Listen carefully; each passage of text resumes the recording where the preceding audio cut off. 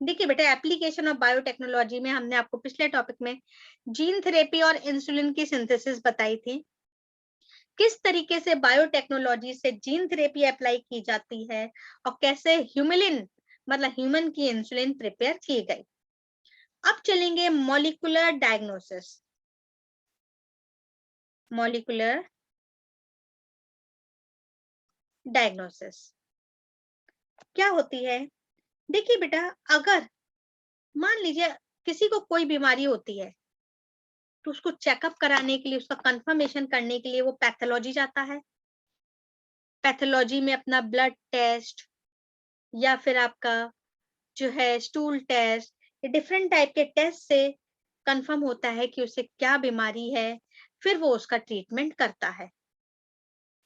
जब तक उसमें डिजीज का कंफर्मेशन होता है तब तक तो उसके अंदर पैथोजन मल्टीप्लाई करके काफी सारे नंबर बना लेता है, फैल जाता है। भाई अगर अपन मलेरिया भी है तो मलेरिया होने के बाद ही तो आप कंफर्मेशन करेंगे ना, पैथोलॉजी में जाके ब्लड टेस्ट कराएंगे, तब पता चलेगा मलेरिया है। और जब तक तो वो फैल चुका है। टाइफाइड है, तब तक तो फैल चुका है, तो उसके बाद उसका ट्रीटमेंट लेते हैं। लेकिन मॉलिक्यूलर डायग्नोसिस, अच्छा तब ट्रीटमेंट लेते हैं तो थोड़ी देर भी हो जाती है। लेकिन मॉलिक्यूलर डायग्नोसिस एक ऐसी टेक्निक है जिसके द्वारा हम स्टार्टिंग स्टेज में ही पैथोजन का पता लगा सकते हैं। स्टार्टिंग स्टेज में, अब जैसे लोग कहते हैं ना, टाइफाइड में 1 हफ्ते तक बुखार आ रहा हो तब जाके आपके विडाल टेस्ट कराते हैं, तब उसमें कंफर्मेशन होता है कि टाइफाइड है, और जब तक तो वो फैल चुका है। लेकिन मॉलिक्यूलर डायग्नोसिस से हम उसमें स्टार्टिंग स्टेज में ही पता कर सकते हैं कि ये डिजीज से अफेक्टेड है, कौन सा माइक्रोब्स है, क्या है, कौन सा इन्फेक्शन हुआ है। तो ये आपके डिसऑर्डर स्टार्टिंग स्टेज में ही पता चल जाता है मॉलिक्यूलर डायग्नोसिस से। तो इसमें मॉलिक्यूलर डायग्नोसिस से जो है आपके क्या किया जाता है, जैसे कि जिस पर्सन में भी कोई डिजीज का सस्पेक्शन है तो उसके सस्पेक्शन को कंफर्मेशन के लिए मॉलिक्यूलर डायग्नोसिस करेंगे। तो ये आपके पॉसिबल होती है। कैसे? इसमें हम जो मॉलिक्यूलर प्रोब्स लेते हैं जिसकी हेल्प से हम जो है जो एंटीजन है या पैथोजन है उसके बारे में पता कर सकते हैं, तो हमें डिसऑर्डर भी पता चल जाएगा।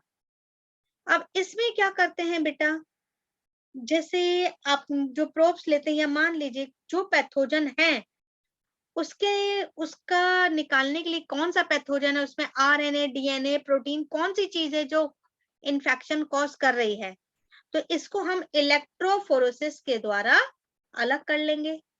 आपने पढ़ा था इलेक्ट्रोफोरेसिस से हम चार्ज पार्टिकल को अलग कर सकते हैं। तो मान लीजिए आरएनए है या डीएनए है या प्रोटीन है, ये सभी चार्ज पार्टिकल है जो इलेक्ट्रोफोरेसिस से अलग हो जाएंगे। फिर हम इसकी स्टेनिंग करेंगे। स्टेनिंग करने के बाद हम इनकी ब्लॉटिंग करेंगे, मतलब नाइट्रोसेलुलोज की मेम्ब्रेन पर, किसकी? नाइट्रोसेलुलोज की मेम्ब्रेन पर इरिवर्सिबल ट्रांसफर करेंगे। ट्रांसफर कर दिया। तो ये ब्लॉटिंग 4 टाइप की होती है: southern blotting, northern blotting and western blotting. Southern blotting से हमें पता चलता है कि ये इसमें डीएनए है, नदर्न ब्लॉटिंग से हमें पता चलता है कि ये आरएनए है, और वेस्टर्न ब्लॉटिंग से हमें पता चलता है कि ये प्रोटीन है। तो इस तरीके से हम जो है ब्लॉटिंग के थ्रू पता लगा लेंगे कि कौन सा जेनेटिक मटेरियल या कौन सी चीज है जो इन्फेक्शन कॉज कर रही है। ठीक है। और कुछ टेक्निक इसमें ऐसी है जिसमें एंटीबॉडी और एंजाइम की हेल्प से हम एंटीजन के बारे में पता कर सकते हैं। एंटीबॉडी और एंजाइम की हेल्प से आपने सुना होगा एचआईवी टेस्ट के लिए जो टेस्ट होता है वो है ELISA test, enzyme linked immune sorbent assay. ELISA का फुल फॉर्म है enzyme linked immune sorbent assay. अब ये है क्या? ये भी आपके मॉलिक्यूलर डायग्नोसिस है। स्टार्टिंग स्टेज में ही हमें एंटीजन के बारे में पता लगवा देगी। तो कैसे, देखिए इसमें क्या करते हैं, आपके एक वेसल लेते हैं जिसमें डिफरेंट एंटीबॉडीज हैं। मान लीजिए ये एंटीबॉडी है पोलियो वायरस के लिए, ये एंटीबॉडी है HIV वायरस के लिए, ये एंटीबॉडी है आपके हर्पीज वायरस के लिए। तो अलग अलग वायरस या एंटीजन के लिए हमने एंटीबॉडी ले ली, क्योंकि आपको मालूम है पर्टिकुलर एंटीजन के लिए पर्टिकुलर एंटीबॉडी होती है। अब हमने सस्पेक्टेड पर्सन का इसमें सीरम डाला जिसमें एंटीजन आएगा। अब ये एंटीजन अपनी वाली एंटीबॉडी से जाके चिपक जाएगा। भाई पर्टिकुलर एंटीजन के लिए पर्टिकुलर एंटीबॉडी है, तो जो एंटीबॉडी इसके लिए होगी वो इससे जाके चिपक जाएगा। बाकी सबको वॉश आउट कर दिया, ये सबको वॉश आउट कर दिया। अब हम डालेंगे एल्कलाइन फॉस्फेटेज एंजाइम, जो एंटीबॉडी इसमें प्रेजेंट है उससे जाके चिपक जाएगा, बाकी सबको वॉश आउट कर देंगे।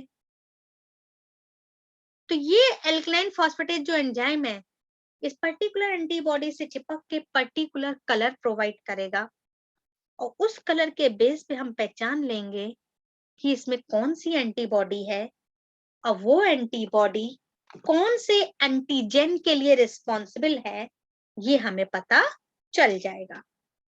ठीक है, तो इस तरीके से स्टार्टिंग स्टेज में ही हम एंटीजन के बारे में पता कर सकते हैं।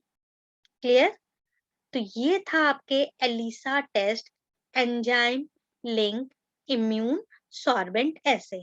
तो अब स्टार्टिंग में अगर HIV वायरस है तो पता चल जाएगा, कोई भी वायरस है, कोई भी माइक्रोब्स है, तो उसके बारे में हम स्टार्टिंग स्टेज में ही पता कर सकते हैं। ये थी हमारी मॉलिक्यूलर डायग्नोसिस।